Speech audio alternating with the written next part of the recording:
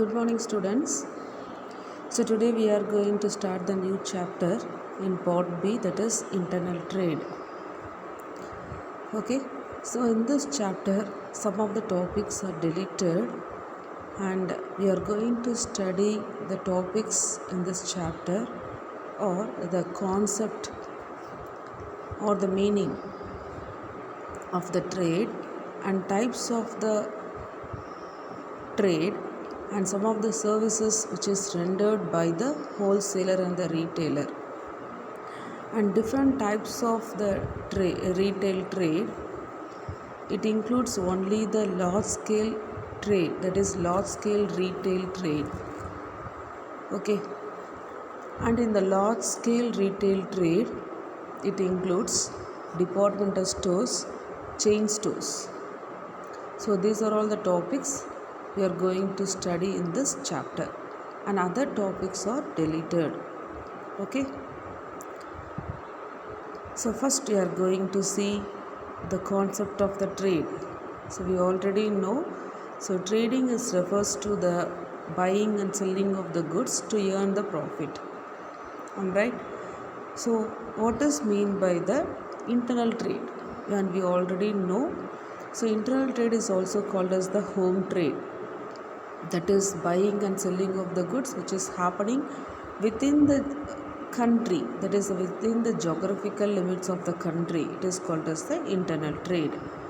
Okay, so internal trade, the payments which is made for buying and selling of the goods is only on the country national currency.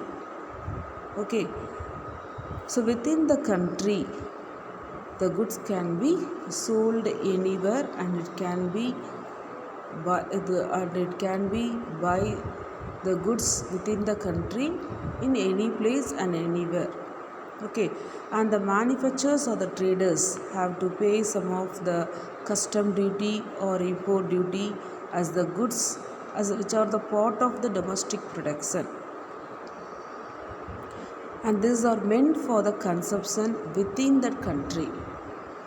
So the trading refers to buying and selling of goods, and in internal trade the process of buying and selling is happening within the country, and for making the payment it should be done only by using the country's currency only, and there is a need for the manufacturers or the traders to pay certain custom duty or the import duty because the goods and services are the part of the domestic production. Okay, so the next one is, what are all the main features of the internal trade? The same point, that is buying and selling the goods within the country, the payments are made only in the home currency, and there is very few formalities. There is no one, there is we can't able to say there is no such formality, but there is only a few formalities for the traders to that is by paying certain amount of tax to the government. Okay, and for the internal trade they can use different modes of the transport to transfer the goods and services from one place to another place. Okay, this is the introduction part of the trade and the internal trade. The next one is, we are going to see what are all the types of the internal trade. That is, there are two types, wholesale trade and retail trade. We already well know about the topic, what is in by wholesale trade and what is in by retail trade. The first we are going to see about the wholesale trade. So what is my wholesale trade? It is nothing but the trading activity which is that is happening for the goods which are sold in the large quantity. So the person who is carrying this type of activity is called as the wholesaler. So the wholesaler will buy the goods directly from the manufacturers in bulk quantity. Okay, that is the main duty for the wholesaler, and he will sell the goods in the small quantity, small lots. He will differentiate the product as per the quality, as per the price level, as per the need of the customers, where the product is needed and to whom the product is to be supplied. It is all this process to be carried out by the wholesaler and it's to be transferred to the retailer. Okay, so the wholesaler is acting as the middleman between the manufacturer and the retailer. Okay, so next one is some of the features of the wholesale trade. That is, he is acting as the link between the producer and the retailer, and he is dealing only with the large quantity of goods, and he is specialized only on the one line of the product. Wholesale is generally specialized in one line of the product. Okay, that is, for example, if there is a two types of wholesaler, if the wholesaler A is dealing with the stationery and another wholesaler he is dealing with the another type of purchasing of the food grains or some of the cosmetics or garments, so he will deal only with a certain type of the product. Okay, and he will invest large amount of the capital in maintaining the stock to maintain the quality which is purchased from the manufacturer, and he will sell the goods in the small quantity to the retailers, and so he will not sell the product directly to the consumers. Okay, so the margin, what is the profit margin of the wholesaler? That is at a low rate of profit. So the wholesale is the first intermediary in the distribution chain. So who is the first person? He is the first intermediary in the distribution chain. So from the manufacturer, he is the first intermediary person to purchase the goods from the manufacturer and to the retailer. Okay, and next we are going to see some of the services to the wholesalers. Services of the wholesalers. So the wholesalers are providing the services, many type of valuable services to the manufacturer as well as the retailer. So next we are going to see what are all the services which is provided by the wholesaler to the manufacturer and some of the services provided by the wholesaler to the retailer. So first we are going to see the services which are provided by the wholesaler to the manufacturer. Okay.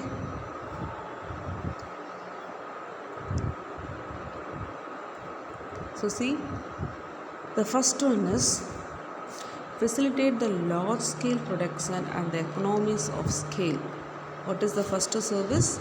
That is, he is providing some of the services in order to facilitate the large scale production. How he is possible? That is, what is the economic scale? So economies of scale refers to benefits of operating at a large scale.